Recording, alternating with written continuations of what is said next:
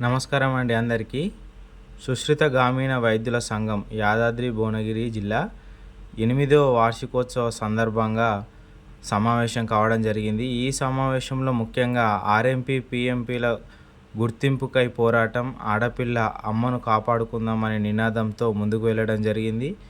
ఈ సమావేశంలో ముఖ్యంగా రాష్ట్ర మరియు జిల్లా అధ్యక్షులు, ప్రధాన అధ్యక్షులు, కార్యదర్శులు మాట్లాడుతూ ఆర్ఎంపీల యొక్క ప్రస్తుతం ఉన్న పరిస్థితిని మరియు వాళ్ళ హక్కులను కాపాడుకోవడం ఎలా అని మాట్లాడుకోవడం జరిగింది.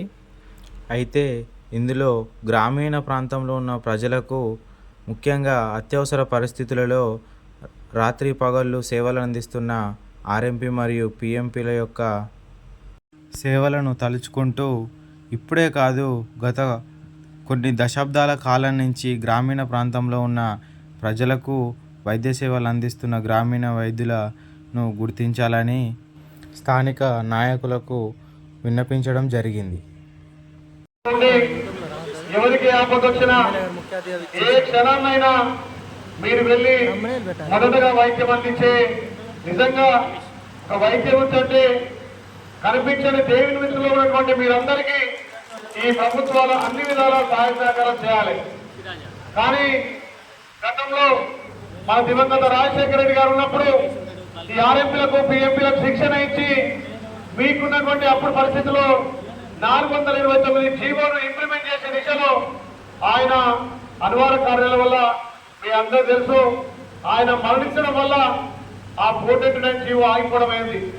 దాని తర్వాత వచ్చినటువంటి ప్రభుత్వాలు మన 429 జీవోని ఇంప్లిమెంట్ చేస్తే మీకు అందరికీ చట్టబద్ధతగా హక్కులు ఉండేది.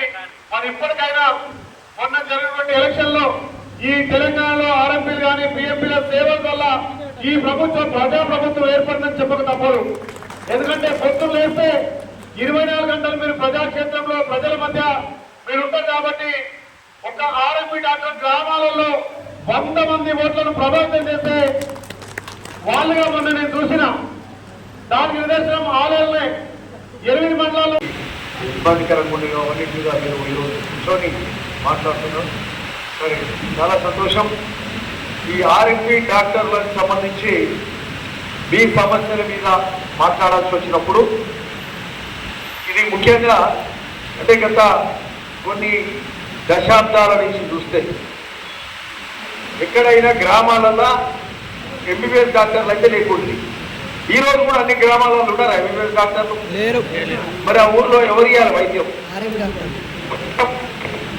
లేకపోతే ఏదైనా కానీ సరదైంది లేకపోతే ఇంకేదైనా కానీ వైద్యానికి సంబంధించిన సూచనలు, మందులు ఇవ్వడము, దానికి సంబంధించిన డయాగ్నోసిస్ ఎట్లా చేయాలి, ఏ విధంగా ట్రీట్మెంట్ చేయాలి, వాళ్ళకు సంబంధించిన వాళ్ళకు వీలైనంత వాళ్ళ అనుభవాన్ని బట్టి వాళ్ళు కూడా ఎంబీబీఎస్ డాక్టర్ల దగ్గరనే ప్రాక్టీస్ చేసి వాళ్ళకు సంబంధించి ఎప్పుడైనా శిష్యరికంలా తప్పకుండా అవుతుంది.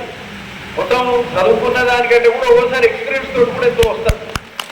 మరి ఆ ఎక్స్పీరియన్స్ తోటి మీరు నేర్చుకున్న దానితో గ్రామాలల్లో మీరు మరి వైద్య సహాయం చేస్తున్నప్పుడు ఇది చిన్న విషయం కాదు, గొప్ప విషయంగా భావిస్తున్నాం.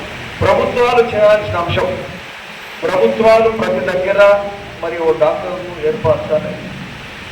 అనేక సంవత్సరాల నుంచి ఆ కార్యక్రమం జరగలే, అది మీరు చేస్తున్నారు. మీరు చేస్తూ ఆ గ్రామాలల్లో వైద్యం ఇస్తూ మీ యొక్క మరి ఏమంటారు మీ యొక్క ఉపాధి కూడా మీకు సంబంధించిన మీ కాళ్ళ మీద మీరు నిలబడుతూ ఒక వైద్య వృత్తిలో మంచి వృత్తిలో మీరు కూడా కొనసాగుతున్నందుకు మీ అందరినీ కూడా అభినందిస్తున్నాం.